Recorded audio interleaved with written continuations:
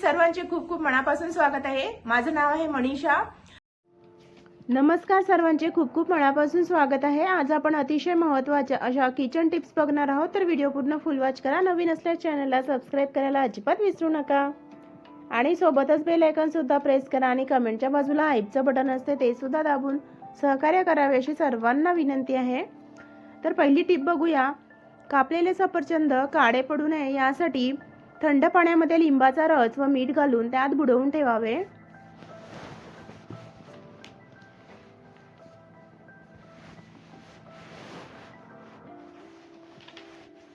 दही बनवताना विरजन नसल्यास दुधामध्ये हिरवी मिरची टाकावी। दही व्यवस्थित सेट होते आणि खूप छान असं घट्ट दही होते। तुम्ही एकदा नक्की ट्राय करून बघा।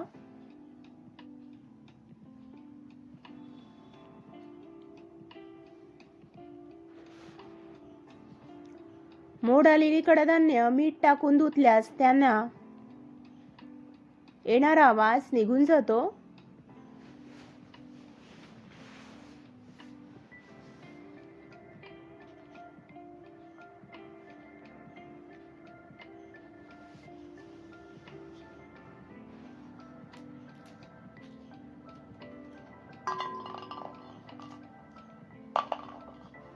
शेवग्याच्या शेंगा उकडताना त्यात छोटा तुकडा गुळाचा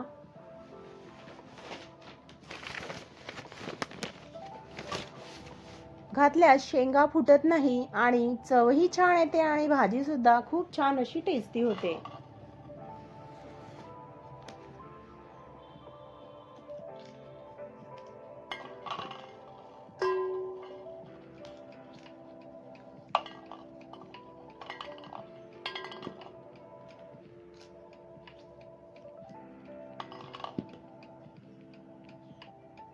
कोशिंबिरी खाण्याच्या वेळी मीठ व साखर घातल्यास कोशिंबिरीला पाणी सुटत नाही आणि खूप छान अशी पौष्टिक कोशिंबीर तयार होते।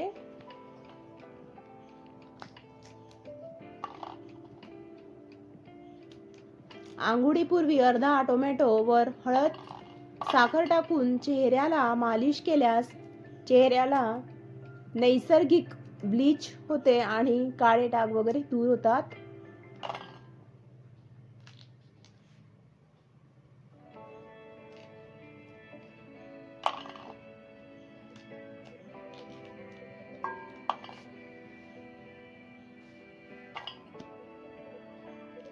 सतत डोके दुखत असल्यास सुंठ उघडून त्याचा लेप डोक्याला लावावा।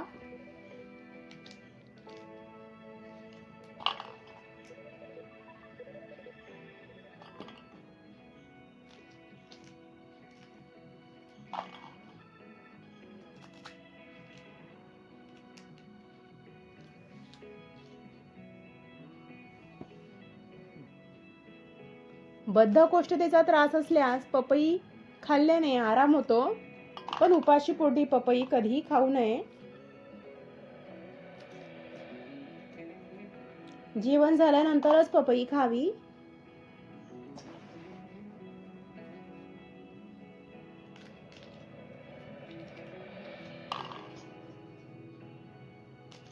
निरोगी राहण्यासाठी दिवसातून 2 वेळा शक्य असेल तर आंघोळ करा। शक्य तेव्हा थंड पाण्याने आंघोळ करा ऋतुमानानुसार।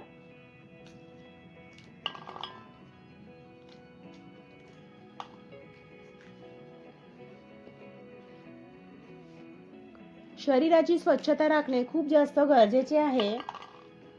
नखे केस वेळोवेळी कापणे खूप गरजेचे आहे।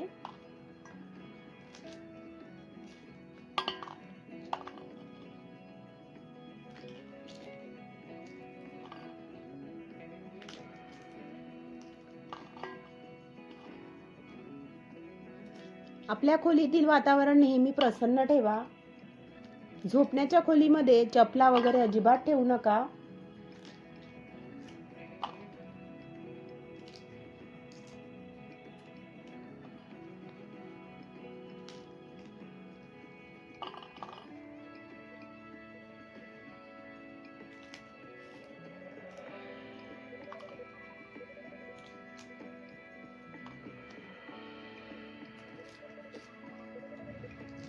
निरुपयोगी गोष्टी घरातून काढून टाका, म्हणजेच जुन्या चपला, जुनी वर्तमानपत्रे, जुनी कपडे किंवा वापरात नसलेल्या गोष्टी वेळीच घरातून काढून टाका. म्हणजे घरामध्ये सकारात्मक वातावरण तयार होते आणि त्याचा आपल्या आरोग्यावर सकारात्मक असा परिणाम होतो.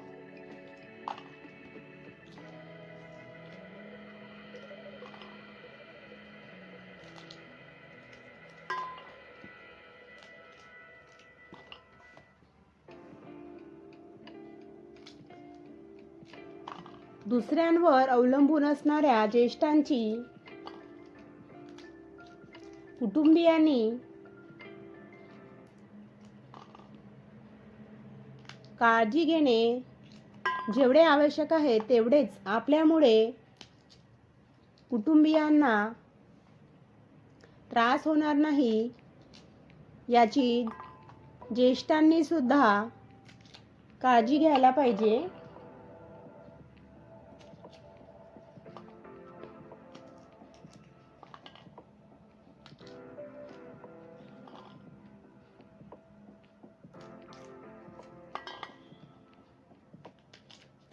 सफरचंदामध्ये 2 प्रकारचे फायबर आढळतात, सोल्युबल आणि इनसोल्युबल. हे फायबर्स रक्तातले कोलेस्ट्रॉल कमी करतात. फायबरमुळे दात मजबूत होतात आणि पचनक्रिया सुद्धा सुधारते.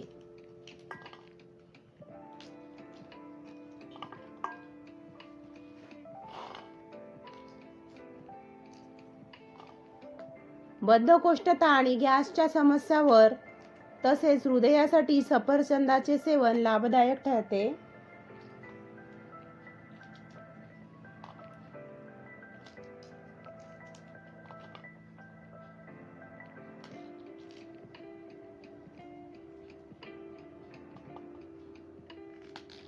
दुधामध्ये प्रोटीन असते,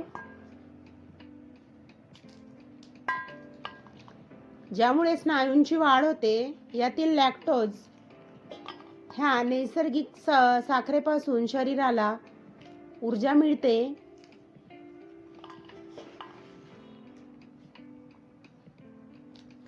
तर दुधातील कॅल्शियम व फॉस्फरस या घटकामुळे हाडे मजबूत होतात. तसेच B12 आणि ड जीवनसत्व ही दुधातून मिळतात. साधारणतः 240 ते 250 मिलीलिटर दुधातून हे सर्व घटक थोड्या प्रमाणामध्ये शरीराला मिळतात. सामान्य भाषेत सांगायचे तर 1 पेला दुधातून साधारण 4 ते 6 ग्रॅम प्रोटीन मिळते.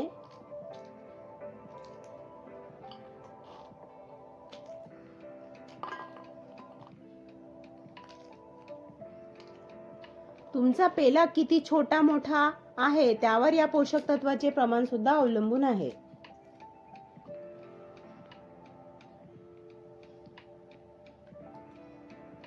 संपूर्ण व्हिडिओ बघितल्याबद्दल तुमचे मनापासून खूप खूप धन्यवाद. तर वरील माहिती तुम्हाला आवडली असेल तर लाईक, शेअर, कमेंट नक्की करा. नवीन असल्यास चॅनलला सबस्क्राईब करायला अजिबात विसरू नका. सोबतच बेल आयकॉन सुद्धा प्रेस करा नवीन व्हिडिओच्या नोटिफिकेशनसाठी. आणि कमेंट केल्यानंतर कमेंटच्या बाजूला हाईपचं बटन असते ते सुद्धा नक्की दाबा आणि सहकार्य करा. तर भेटूया पुढील व्हिडिओमध्ये. तेव्हापर्यंत स्वस्थ रहा, काळजी घ्या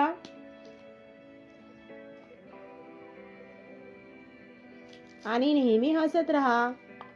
आणि पुढील व्हिडिओ कोणत्या विषयावर बनवू मला कमेंट करून नक्की सांगा, म्हणजे तुमच्या आवडीप्रमाणे मी व्हिडिओ बनवू शकेल.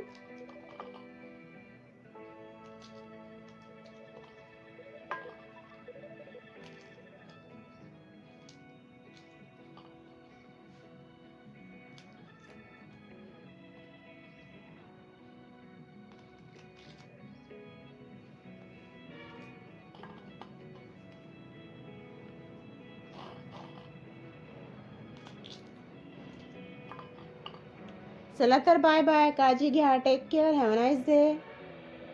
Bye bye, see you again tomorrow.